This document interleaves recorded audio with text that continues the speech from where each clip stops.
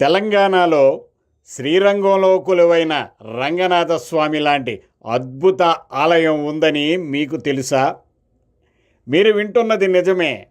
కలియుగ వైకుంఠం లాంటి తమిళనాడులోని శ్రీరంగం ఆలయాన్ని పోలిన ఆలయం ఇది. ఈ ఆలయంలోనికి ప్రవేశించగానే శ్రీరంగం ఆలయాన్ని గుర్తు చేస్తుంది.